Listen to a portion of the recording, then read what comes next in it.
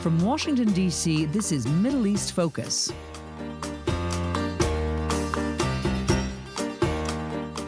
Hello and welcome to Middle East Focus, a weekly podcast on regional affairs and U.S. policy, produced by the Middle East Institute in Washington, D.C.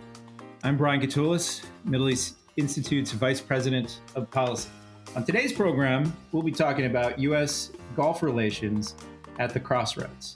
This is the subject of a recent MEI paper released earlier this month, co-authored by Ambassador Gerald Feierstein, Bilal Saab, and Karen Young. And each of them came together to look at this important issue of U.S. Gulf ties at a time when Russia's invasion of Ukraine has actually roiled global affairs as well as regional affairs. This recent paper is one of a new series of policy papers that the Middle East Institute has released, including a separate paper on Yemen by Ambassador Feierstein, one on Syria by Charles Lister, and a fourth on Lebanon, co-produced by the Middle East Institute and the American Task Force on Lebanon in early February. And we'll have more of these policy papers coming out in the coming months. I want to kick off the conversation with Ambassador Feierstein. Jerry, our Senior Vice President and Distinguished Senior Fellow on U.S. Diplomacy in the Middle East. The paper that the three of you released earlier this month paints a picture of the broader international system and the Middle East regional system that is fundamentally different than previous eras. And you personally have decades of experience serving as a diplomat and as a top scholar here at MEI. And I just wanted you to sort of lay out for us what's different about this moment in U.S. Gulf ties and what's different about the world and the region. How do you see things today in 2022, and how do they compare to previous eras in which you've participated as a diplomat and served as an analyst?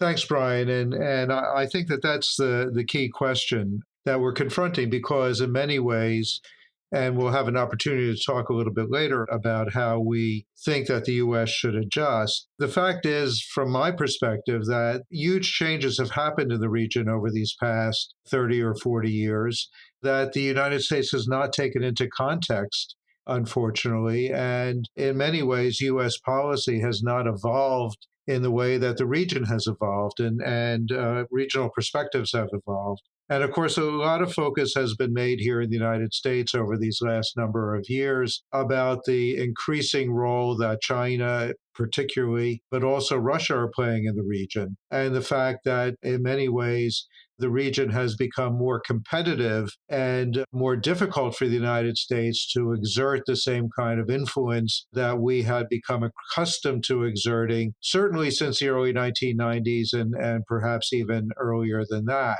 And so that's a major shift. But I think another major shift in the region has been the changing dynamics among the regional leaders themselves. One thing is that whereas in the 1970s or 1980s or whenever, regional political leadership was really subcontracted to Egypt, and to a certain extent beyond Egypt, perhaps to Syria or Iraq. But the Gulf states really took a secondary role in really driving policy and driving direction in the region. That really began to change in 2011 with the Arab Spring. Egypt became much more introspective, much more concerned about internal domestic developments, and left regional policy and regional leadership to others. And Saudi Arabia and the UAE in particular stepped up. And you had younger leadership in those countries, more self-confident leadership,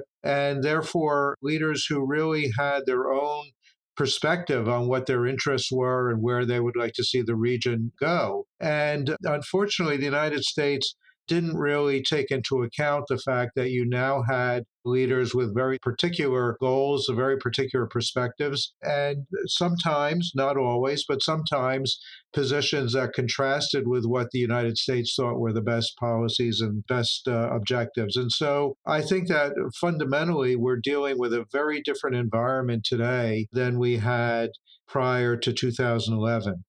Great, Jerry. Thanks. I think you painted the picture of the broader landscape and what's going on in the Middle East and how that connects with the world. I wanted to turn next to Bilal. Bilal Saab, you're senior fellow and also founding director of MEI's Defense and Security Program. And I should note, you have a very important book coming out in a matter of a few weeks, Rebuilding Arab Defense. So you've worked on the issue as an analyst, you've worked in government. And I think the central question I wanted to ask in the context of this theme of US Gulf relations is what's different about this moment when you think about the security situation in the Middle East itself and how those dynamics within the region relate to the broader defense and security tensions and challenges in the world that we see today here in April 2022. Thank you, Brian, and thank you for hosting. And it's a pleasure to be with Jerry and Karen. Look, this is a good question, and I like it because it really forces you to think about the truly unprecedented nature of the security challenges we're facing in the region, and some of which, as you said yourself, are extensions of trends we're seeing around the world. I'd say first and foremost is the fact that we're no longer just simulating or conceptualizing or thinking about overt Iranian aggression against our personnel in the region and against our Arab partners. Now we're actually in a situation where we have to deal with it and counter it because it has effectively materialized. So that's one thing that is very different at this moment as far as security in the region is concerned. What we had to deal with in the past largely was Iranian interference in the politics of their neighbors, right? Coercion, intimidation, terrorism, political violence. Now, in addition to all that, you're seeing direct and indirect physical attacks with the help of sophisticated and lethal weapons, including armed drones and a menu of missiles, both cruise and ballistic, that are quite precise. So, look, I think we all know this. The intentions of the Iranians have not changed. And these are to project Iranian ideology and influence across the region and try to create a wedge between us and the Gulf Arabs, right? Which they're really getting good at. What have changed are the capabilities of the Iranians, right? And so now they have the tools that give them a whole lot more operational flexibility to achieve their objectives, short of all-out war, right? Because they'll never wage that because they know that they don't want it and they're not going to survive that. But they can wage a more lethal and precise enough kinetic and information campaign to cause sufficient damage in the region that really suits them and suits their interests. So long story short, unmanned warfare, which we knew at some point it was going to arrive to the region, has actually arrived a whole lot sooner. And I think that's a big challenge for us. It's not theoretical anymore. It has materialized and is being used by our number one adversary. And you've seen that type of warfare just related to, global trends. You've seen that type of warfare being waged in other conflict zones of the world, including now in Ukraine, obviously. In the Middle East now, it's the go-to weapon, right? It's used by the Iranians and their proxies. And the problem for us is that we do not have an answer for it. Not technically speaking, not strategically speaking. And we won't have that answer anytime soon because in this offense-defense race, in this case, the offense is going to have a significant advantage because of technology and because of financial cost. Great. Thanks, Bilal.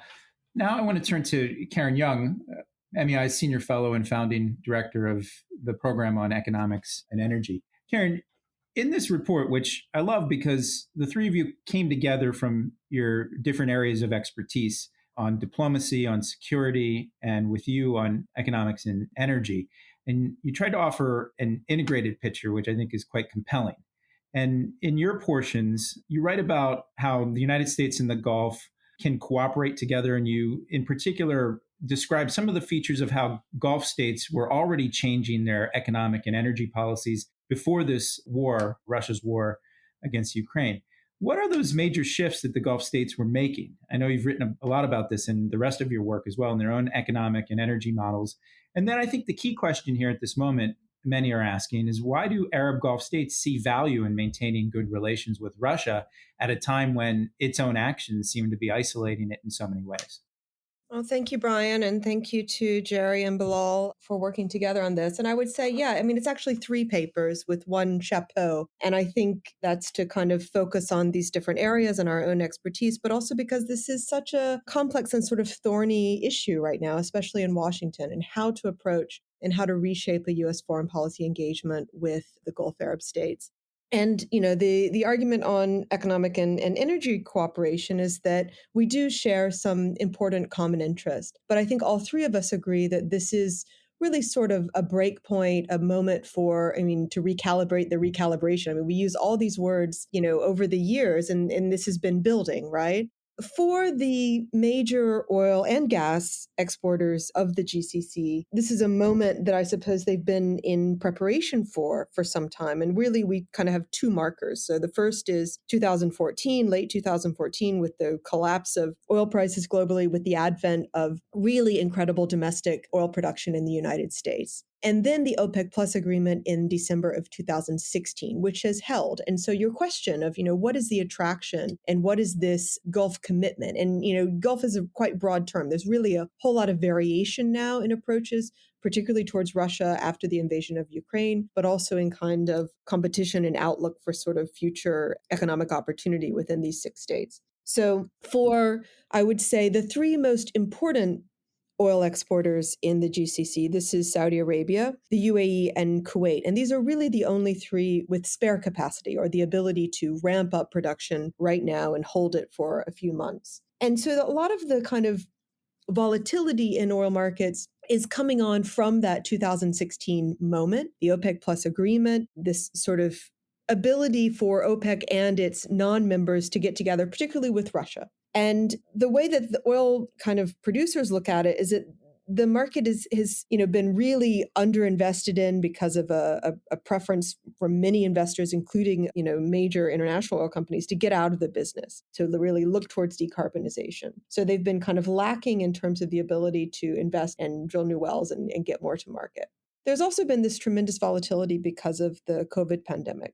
And so the argument is that, they're doing their best to manage a whole lot of unknowns, and a whole lot of unknowns based on choice, mainly Iran's potential reentry to markets, what it means for Venezuela to be continued to be under sanctions, what they could potentially offer. And so, they're saying we're doing our best in a whole lot of unknowns. And then, of course, the potential for secondary sanctions on Russian oil means that we think we're in a problem right now. Things could get much, much worse. So the Gulf Arab states, and particularly the UAE and Saudi Arabia, have said we need to maintain some cooperation with Russia within the OPEC Plus agreement. But then there's also this sort of affinity between leadership, which really has to do with an authoritarian view, of course, of capitalism and of their role, somewhat maybe in weapon sales, but also in terms of cooperation in the places where the Gulf states, Saudi Arabia, the UAE, mostly UAE really, has intervened in the region. So that's the attraction. It's not because Russia is an important trade partner in the Gulf. It's not. It's not because Russia is an important source of foreign investment in the Gulf. It's not. So really, this kind of respect for Putin is, I think, more at a personal level and not something that I think is a long-term source of economic benefit to these states as they try to transition to whatever comes next. Great. Thank you. And again, that was Karen Young giving us a snapshot of her analysis that's part of a new paper MEI's released this month, U.S. Gulf Relations at the Crossroads, Time for a Recalibration. And in the context of offering this analysis, the 3 of you offer your own individual suggestions or recommendations about what the United States, and in some cases what GCC countries should do about this new environment. I want to highlight that Middle East Institute does not adopt institutional positions. The views that you outline in this paper are the ones of our individual scholars. And I want to turn back to Jerry, because again, the analysis the 3 of you provide paints a pretty complicated regional and global diplomatic picture. And in your section of the report, Jerry, you offer a series of recommendations focused on diplomacy. What's missing from the current U.S. approach to the Gulf? Read some of your recommendations. We're more than a year into the Biden administration, and one of your lead recommendations is simply nominate and confirm ambassadors to each of the GCC member states. Why do you think they've not done that? And then maybe you could paint the broader sort of picture of what you think needs to be done at this complicated time for U.S. Gulf relations. There's no question, Brian, and I want to go back to one of the last points that Karen made about the success that Putin has had in managing the relationships with the Gulf leadership, particularly Mohammed bin Zayed, Mohammed bin Salman. And what we hear from our friends in the region is that whereas the United States has not tended that personal relationship, and of course, I think that we're still dealing with kind of the fractious reaction to President Biden's comments about making Saudi Arabia a pariah state over the Jamal Khashoggi issue. And without undermining the significance of that and the concern that we should all have about state extrajudicial killings, nevertheless, that has damaged the bilateral relationship. And there's no question that it has been an obstruction, an obstacle to achieving some of the core goals that the administration has laid out, particularly in this moment of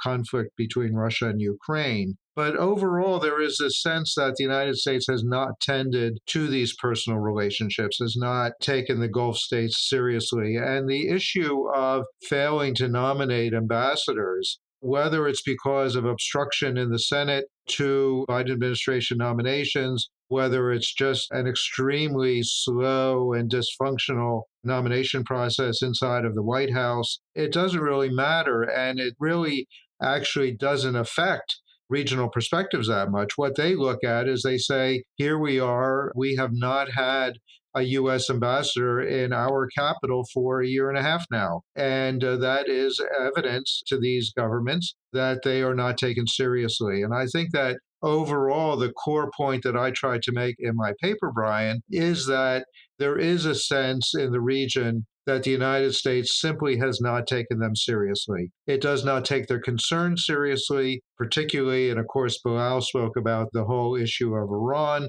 We have not taken their concerns about Iran seriously. We have not seen how the Iranian threat to them is very similar to what the West sees as the threat from Russia's aggression against Ukraine, and that we don't consult with them. And the United States, unfortunately, has had the habit over many years of developing policies and making decisions about how we're going to pursue a regional strategy without consulting with our friends and partners in the region, and expecting and assuming that once we come up with our decision, that they will fall in line and support whatever approach we've decided to take. And that simply is not going to work anymore. I think that we need a fundamentally different approach. I think that we need more high-level engagement. There was a time where the President of the United States met at the summit level with all of the 6 GCC leaders at least twice a year, once in New York for the UNGA opening and once in the region, that there was greater approaches at the senior levels to managing the relations. Those have all faded over time. And I think that we need to revive those, and we need to do a better job of listening. These are the core issues. And so I think that there's that. The other issue is managing differences. And one of the things that we've noticed, and it goes back to this whole emphasis in the region about personal relationships, and that is that if everything is built around the relationship between one leader and another leader, if they don't get along, then you have a problem. And one of the things that I think we really need to focus on is trying to build up institutional ties between the United States and our GCC partners so that when there are differences at the senior level, at the summit level, there are institutions that can manage that and can either mitigate or resolve differences. And we don't have that with the GCC the way that we do with many other parts of the world. Great. I thought that was a really important observation given your earlier analysis in the paper about how many of these Gulf countries, which all have their own different agendas and policies, how they've become more assertive in a sense, but that your main recommendation is that we actually need to show up and listen more and try to consult as they do things in their own way and sort of carve out their own paths. And I think that's an interesting dovetail to the next question I wanted to ask, which going back to you, Bilal, again, you focus in your work on defense policy, and you lay out sort of this new complicated picture and just talked about this new factor of unmanned drones and the complicated security environment with Iran. And in your portion of the paper, your big idea, which I find very interesting, you propose something you call a strategic defense framework. And in the paper, you stress that this is not a formal alliance, but rather it's a bit more of a roadmap. Maybe you can tell us a little bit more about that, what your thinking is there. And I know it relates to some of the other work that you're doing outside of this paper in your book and other things that you've worked many years on. Right. So, first of all, nothing brilliant or innovative about the term of strategic defense framework, because we actually have something like this with Ukraine and possibly other partners that we have across the world. It's just, look, you know that the Pentagon is a very large bureaucracy, and they really like to work with things that they've already, worked on in the past. There's very little creativity going on when it comes to defense policy. So I use that construct because it already exists, because they really are used to it, because they have ways to monitor it, assess it, evaluate it, pursue it. And so why don't we just take that construct and apply it to some of our Gulf partners, at least those who are willing to be part of it. I mean, you could call it whatever you want, but it's at the end of the day, it's just an idea basically to revamp, overhaul the security partnership with these Gulf partners and really focus on things that Jerry has talked about, which are institutional in nature, less so technical, less trucks and guns and less hardware and less equipment, and far more really the fabric of cooperation, which the Secretary himself has talked about, Secretary Austin. And it's not just in the Middle East, but it's elsewhere in the world, which is a term that you know very well. It's called integrated deterrence, right? Okay, great. We have a new overarching concept. Let's implement it. Tell me, Pentagon, what are your initiatives? What are the processes for implementation and execution to get to integrated deterrence? I don't see any. Why? Because we focused elsewhere. Fair enough. Okay, so here are a couple of things that I mentioned in the papers, at least to get us going under this sort of like umbrella of a strategic defense framework, under this overarching concept. To get to issues of integration and greater cooperation, right? Let me suggest that we start gaming this Iranian scenario of attacks collectively, right? We've never done that before with the Gulf Arabs. We've always done this on our own, right? We're the ones who come up with all sorts of scenarios, a contingency planning. In the event of a certain attack, here's how we would respond, right? Let's involve the Gulf partners in this exercise. Why not? They are partners in this. And now we're both at risk of these missiles and these scenarios. So why don't we just game this out together? Now we can actually effectively employ their capabilities in ways like we never had that opportunity before. They didn't have capabilities before. We went to Operation Desert Storm on our own. We did everything on our own, right? Very little cooperation that really was meaningful on their part. This is the old ways. The new way where they have capabilities of their own, that are meaningful and they're actually reliable and there are much more, I would say, useful to anything that we would do in the region. So why not just involve them in the conversation so that we can actually employ collectively those capabilities? So joint contingency planning. Second, why can't we share intelligence more effectively with them? Not after this strike has happened, not after casualties have happened, not after an oil refinery was attacked, but before. As a precursor to attacks, let's just show you what the adversary is doing, what sort of processes it is involved in that actually might give you a signal that they're about to attack. This is what you call a precursor to attacks. So we need that kind of intelligence sharing that is far more effective with our Gulf partners. And that's what they need too. And there's no reason why we shouldn't share that stuff with them. And we can maintain all sorts of operational security requirements. That's not a problem at all. It's more an issue of willingness. And frankly, and more an issue of, once again, we're focused elsewhere. This is less of a priority for us than anything else. So start with these two, okay, which are very doable in my book, and then focus on the long-term processes, which I believe are indispensable, okay? They could work in parallel to these two, which are integrated air missile defense in the region, okay, and a very old idea, I get it, but have we actually gotten any traction on this to this very day, from 2008 all the way to now? No. Why? What the hell is going on? Why is this so difficult to implement? Now, if it's politics in the region, which we all recognize are not perfect, right? There's a whole lot of mistrust among these countries. Fair enough. Why don't you start with those who actually agree with each other, who actually have similar views on the Iranian challenge, who actually have a whole lot more trust in each other than they do with other neighbors? Start small and then gradually expand it. But you can't tell me that you got to keep this entire initiative, which is so valuable, hostage to politics. Start small. Bring the others in later on when the time is right, when the politics is right. And there's no reason why we shouldn't be more aggressive on this initiative, because we now are at risk of these attacks. It's not just them, it's us too.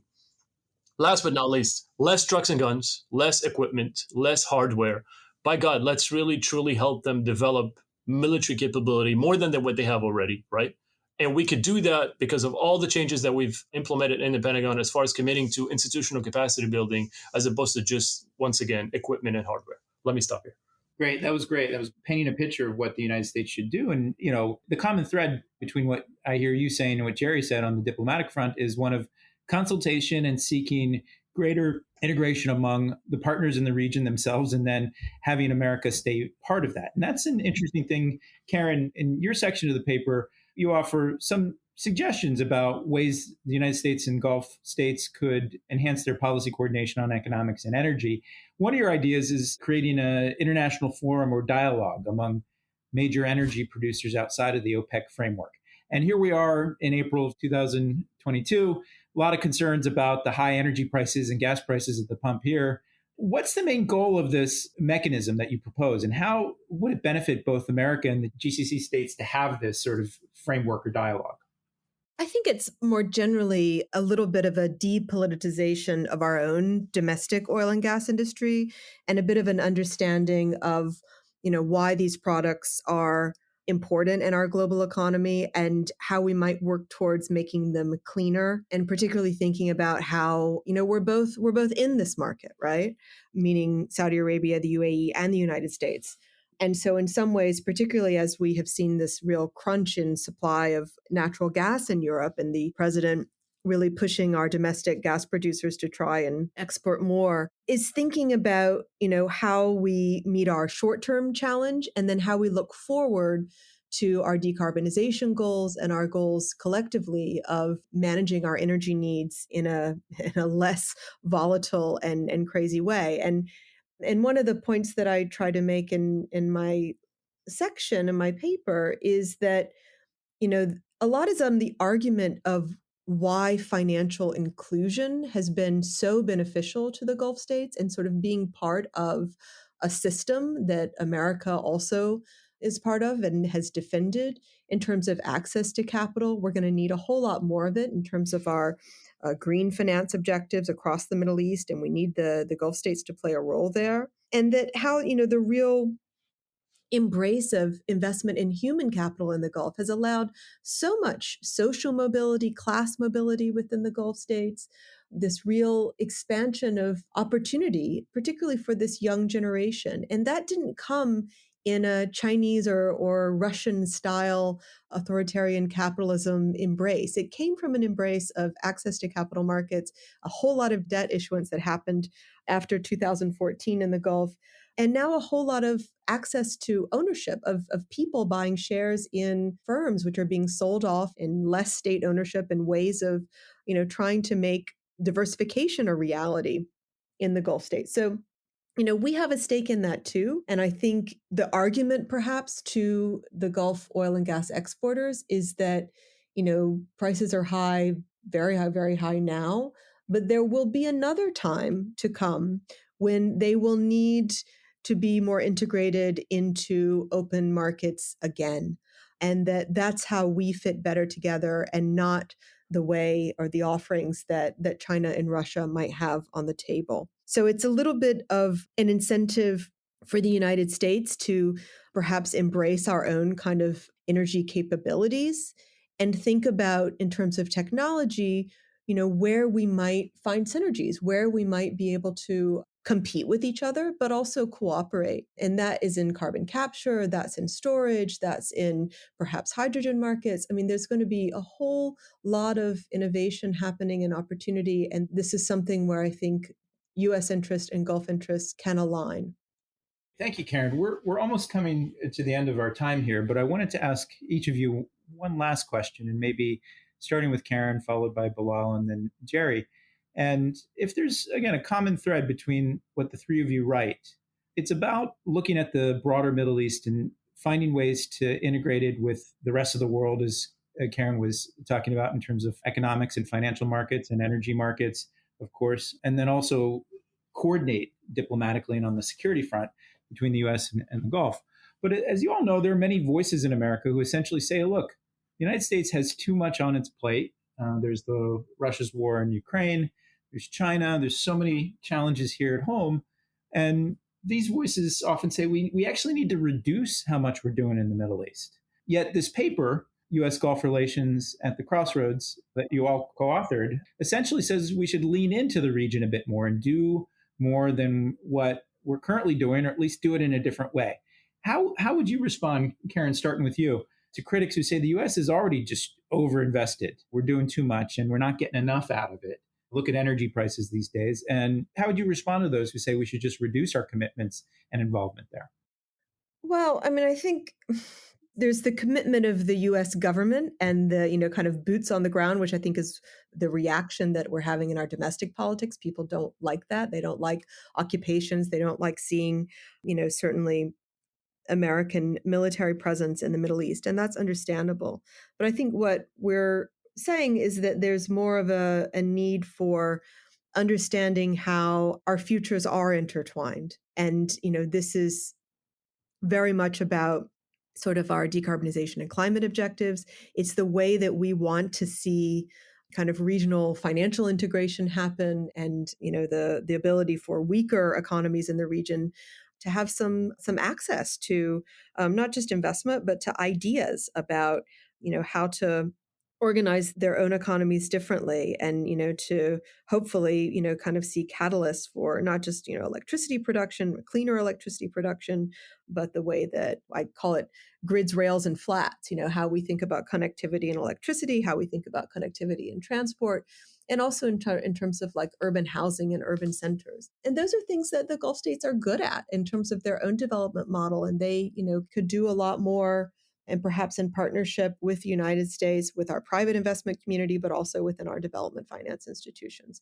So I think that's completely feasible, and it's not like it's super costly, and it's also with a return on investment in terms of, who's an investor there, but also a return on investment in terms of the outcomes in terms of climate adaptation. So, we have shared interests there.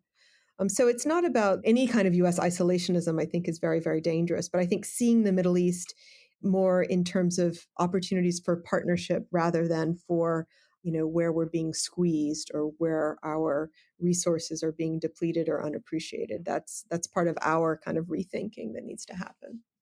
Thank you. That was Karen Young. Let me turn to Bilal Saab. Same question to you, but on the security and defense mechanisms you talk about.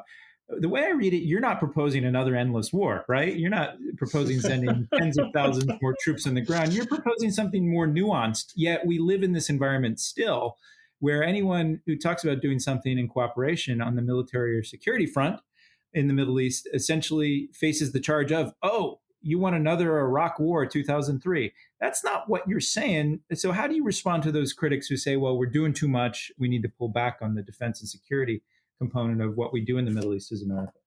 Look, probably just like you, Brian, I didn't sign up for 20 years in Afghanistan, okay? So the issue is not, I think you hit the nail on the head. The issue is not about doing more or doing less. It's about doing things differently and smartly. The ultimate concept here, or cause, at least in my world, which obviously I think has applications in Karen's world and in Jerry's world, is efficiency. And you get to efficiency through integration. The reason why we've been doing so much in the region over the past how many decades, so much, is because we've been doing it wrong. Right. And so what we're calling for in this paper essentially is this sense of partnership. Because we can't do as much, let's just at least identify a North Star that we can get to, and recognizing it's going to take more than a week, obviously, but at least doing it right in partnership with them through integration and becoming far more efficient as opposed to what we were doing before, which was whack-a-mole, as you said yourself before. Great. Jerry, we'll turn to you for the last word. And again, you have decades of experience in the region. You know a lot more based on that experience than the rest of us do. How do you respond to those who say essentially the U.S. is just too overextended, we're too busy with the Ukraine war and Russia and China, that we need to pull back from the Middle East? What's your main response to that? Because your paper outlines, again, a more engaged template for U.S. policy. Yeah, thanks, Brian. And what I would say, I think that Bilal just gave the two key words. I would say integration and partnership. And the reality, I would say, is that the U.S. needs to have an integrated global perspective. The idea that we can simply carve out and say we're going to do less in the Middle East and we're going to do more in Asia doesn't work. We need a global strategy. Look at the Ukraine conflict. And the fact of the matter is, when Russia invaded Ukraine, who became the most critical players in deciding whether or not that was going to drive the world into a global recession? It was Saudi Arabia, it was the UAE, Qatar, Kuwait.